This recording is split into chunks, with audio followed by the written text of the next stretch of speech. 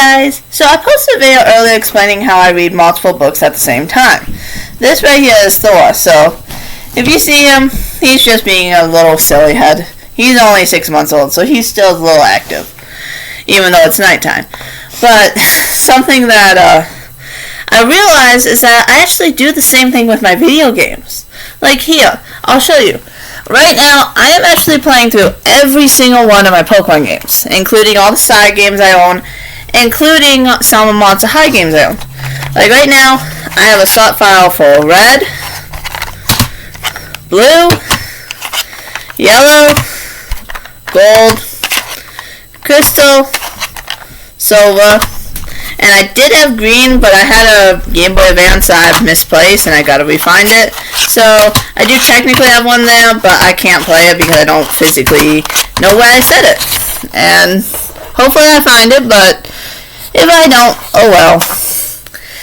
And then also, right now, these are the Game Boy Advance games. And I have a Salt game and Leaf Green, Sapphire, Fire Red, Emerald, and Ruby. And both of those are inside the DS's right now, actually, because I've been setting, because right now, the way I play the games whenever I do this is I play them as basically each gym. And I know that for like Scarlet and Violet where there's 18, and for like the trials it's harder, but I just go to the first trial. So I count the grand trials as separate. So like right now, I'm playing through Ultra Sun right now. And so I just started the game through the first set. When I came back through, I physically was going to the first gym in all my games. So what I have been doing is I've been just getting to the first either trial or gym. Like inside of Violet, I have it sitting at Cloth right now, because that's the first one. That's the first little side story I decided to start with, and that's the first one I came to. But also on the other side, inside of Scarlet, I'm sitting at the Bug Gym. But those are two, but they're basically the same idea. But just like inside of Lola, I'll go through and count each trial and grand trial as separate. So like right now for Ultra Moon, I just need to get up to where the first trial is, the normal trial, and then I go to another game. But like the other games I am playing right now is, and I'm playing all of these simultaneously together. And I own a guidebook, so it makes it easier, but also, this is just how I play comfortably, and it's also how I read. Like, I can show you. This is my stack of books that I'm reading right now. Over there would be my stack of games that I have actually started, and I'm just playing through them. Now, I'm not doing this as a challenge. It's not a challenge for me personally.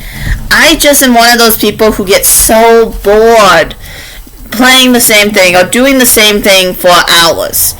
It's why I will never be a shiny hunter, I can tell you that much, because I will get so bored. It's just not going to be fun for me personally. For you who can, great. I can't do it. It's just something I know for a fact I'm not going to be able to do, because I've tried shiny hunting, and after only 2 days of trying to find a Dedenne, I gave up because I couldn't do it. I lost it. I couldn't handle that. But you guys who do it, very good. I'm impressed. I can't personally. But, like I said, these are all just things I've started, like with the books. It's one chapter inside the book, and then it's put onto the list, and we start the next one on the list. And it's physically going up. So, like, the first game and the last game will always be the last two I finish. But, like, all the games right now are going to the first gym. After I get to the first gym in all of them, I'll go back, and Fire and Red will be sitting at the first gym, while Blue and Onward, all the way down to Sword, which is how the order is set up because I randomly do these, will be sitting at the second gym. Then when I finally come back to Red, it's gonna be sitting again, still at the first, but that one's only heading to the second gym, while the rest will be heading to the third gym. So it does get confusing, but I've always had people tell me, no human can actually do that. There's no way you understand it. But for me personally, it is how I understand what I'm reading. And I mean, like right now, while I'm playing this game, I'm reading my books at the same time. I'm physically watching TV at the same time. And I actually have the guidebook open at the same time. I'm doing all three of these things at once. And for me personally, this is relaxing.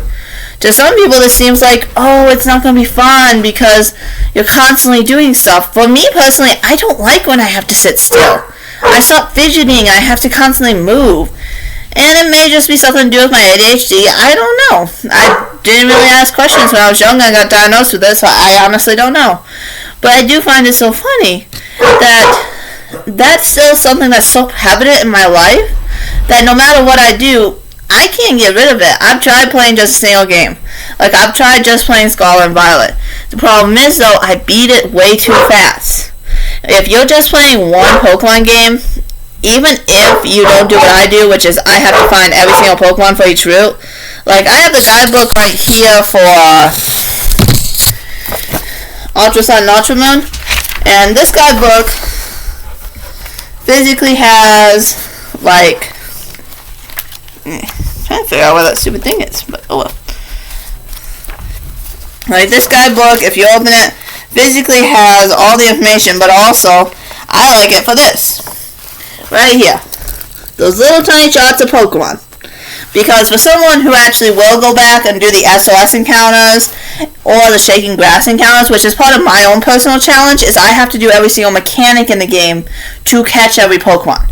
Which means I could spend hours playing through SOS encounters after this for Sun, Moon, Ultra Sun, and Ultra Moon because of that level, because of that Salamence that's going to take me forever, and I won't have the Adrenaline Orbs when I start heading to the second trial.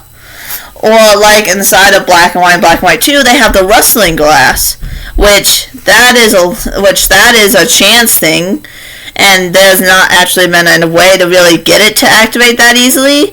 I know using repels will cause it to activate more often because of that, and as long as you stand still, the repel won't be used as much. But I mean, it still takes a while, and that could take me days. But still, this is something I found enjoyable because while I'm doing that as well, I have the TV going, and also I'm reading my books. So it's not like I'm just spending hours doing that. It makes it more fun. But I'm wondering, could it just be that? If you guys may know, let me know down in the comments. It was nice talking to you guys tonight. And if you liked, go ahead and like. And if you want, go ahead and comment. And if you would feel like it, we're trying to hit 500 subscribers. If you guys could please subscribe. If you can always cancel later if you don't like me later on. But thank you guys for listening. Have a good night.